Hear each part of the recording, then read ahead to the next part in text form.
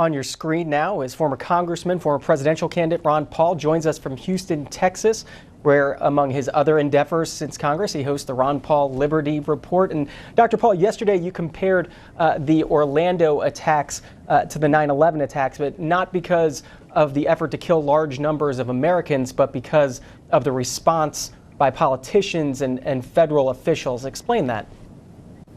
Well, I think it's predictable. Anytime you have a crisis, the political people, whether they're right or left, will take advantage of it and try to promote their agenda. So immediately when a gun was used, people who don't like guns and want to control guns and sales of guns and anti-Second Amendment, they'll jump on this and they make some headway with that. But then the other side, who wants to stir up the animosity against Muslims and what's going on in the Middle East, they'll use this as a justification to go over and increase our military activity over there.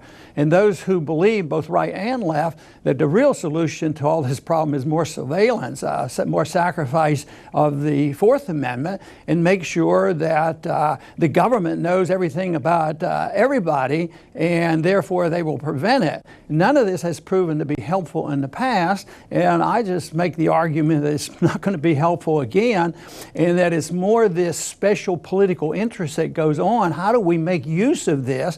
I guess most of them are sincere about it, but they also jump at it. People sincerely believe individuals don't have the right to own guns, so they're going to use this. And others believe, yes, we have to accelerate what we're doing in the Middle East, and we have to accelerate surveillance of the American people. I think it's the wrong way to go. So no new surveillance, you would argue, no new gun control laws, no bigger footprint against ISIS. So in your mind, is there anything that can be done to prevent the next Orlando?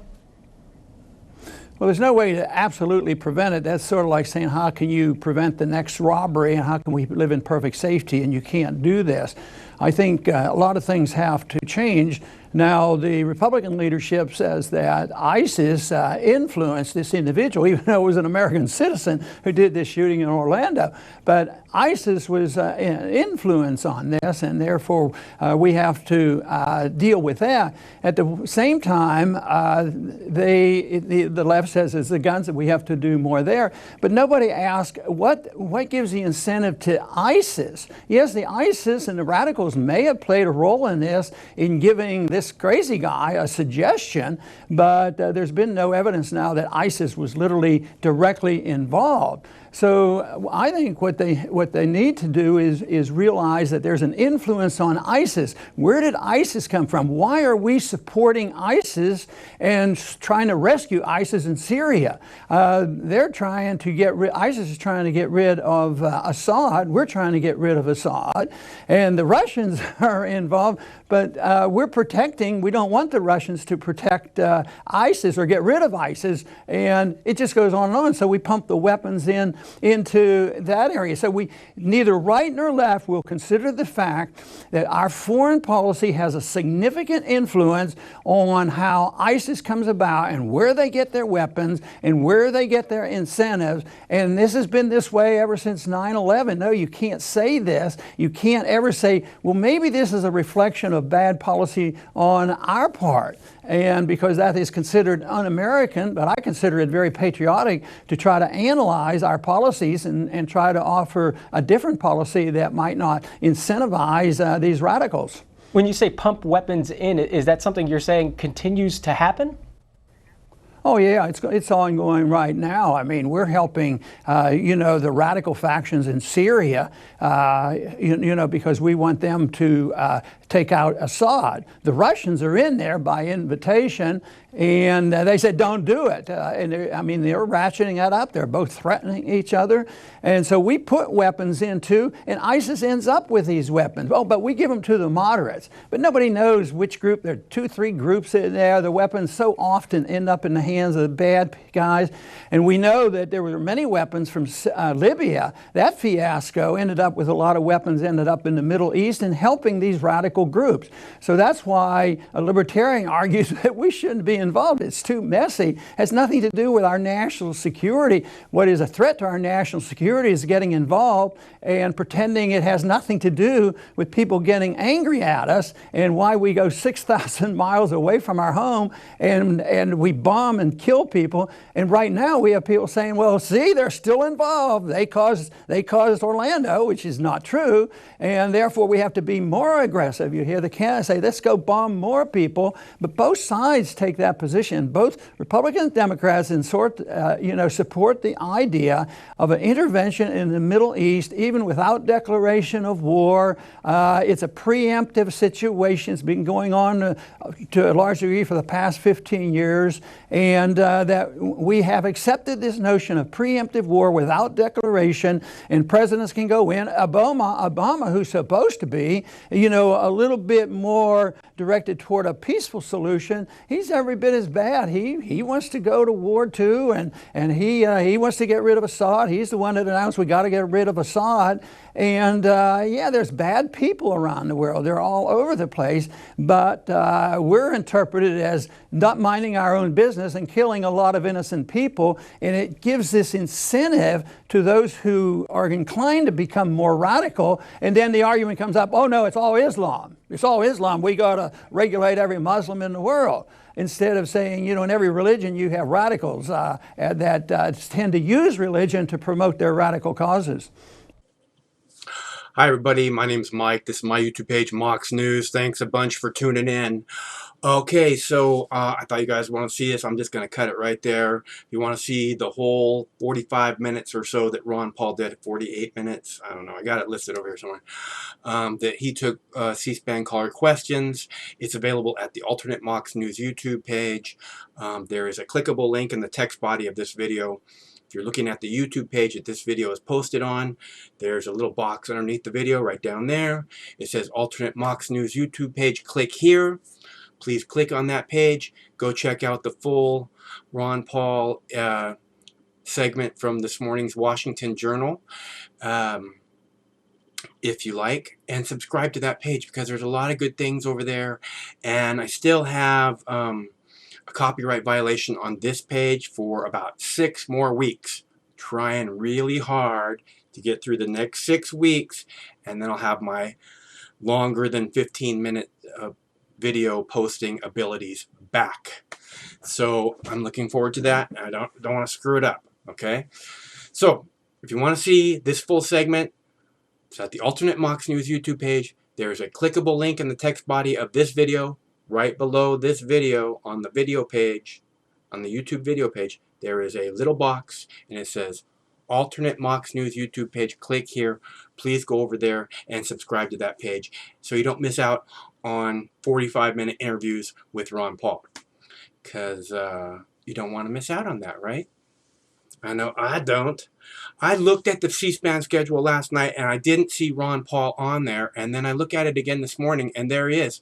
So otherwise I would have stayed up all night and I would have posted this video earlier, so you know. Because it's just a pleasure to listen to someone who's genuinely just there trying to protect your freedom. Somebody who's actually interested in defending freedom. Somebody with the balls to speak out and say, why are we protecting ISIS? Okay? I say it. I say Barack Obama is on the side of the terrorist. And people go, oh my God, the FBI needs to be investigating you now. Yeah.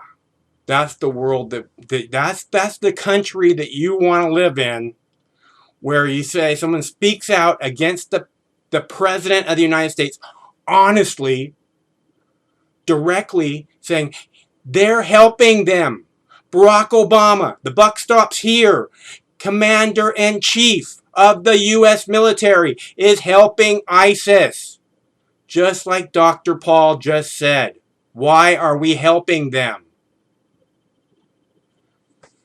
Because we make a profit off of it. Right, Obama? There's money to be made by bombing little children. Right, Obama? Obama belongs in prison to make the world a safer place for children. I don't know how many times I have to say this for it to get into your fucking heads. Not all of you. I think the majority of you that actually watch these videos with me speaking are pretty much there already. And I appreciate that. And that's why I keep coming out here and speaking, because we have to get more people understanding. Obama, Hillary, Bush belong in prison to make the world a safer place for children. Right, Obama? If we could just save one child's life, it'll be worth it. Right, Hillary? So all we got to do is put you in fucking prison, and I guarantee that saves a lot of children's lives. Again, I don't mean to take away from Dr. Paul. It was really a pleasure to listen to him this morning. It's so good to hear an honest, truthful voice on the television. If you don't want to see it, you're missing out. Again, it's over at the Alternate Mox News YouTube page. Clickable link in the text body of this video. And to Donald Trump, you want to get a whole bunch of Bernie Sanders supporters on your side, because this is how you do it. This is your vice president right here, Ron Paul. You get Ron Paul and you're going to get so much more support. You just go and declare right now, Ron Paul. I don't think Ron Paul will accept, because you seem like a difficult guy to work with. Just stating the facts, Mr. Trump. You seem like you could be a pretty difficult guy to work with. So, anyways, but Ron Paul says, I'd like to be vice president. So, thanks for tuning in. My name's Mike, and this is my YouTube page, Mox News. Stay cool. One of these days, this war is going to end.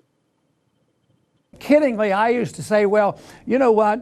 I'd like to be vice president, because the responsibility of the vice president, they attend ceremonial things. And then if I became president, I would continue that amount of power. I don't want power in the executive branch. Republicans and Democrats, they're fighting over power in the executive branch. I don't like it. I like the power in the executive branch of Switzerland. Nobody even knows who the president of Switzerland is. And we don't need this powerful executive branch. The individual who writes executive orders and goes to war without declaration, ignore the Congress. And if the Congress doesn't do it, well, I'll do it by writing an order. It's that executive power that I think is so bad. We don't have that candidate.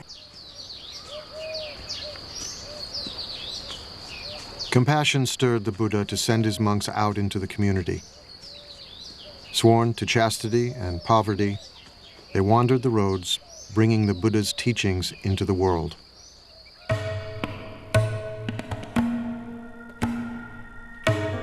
Go forth, monks, for the happiness of the many, out of compassion for the world.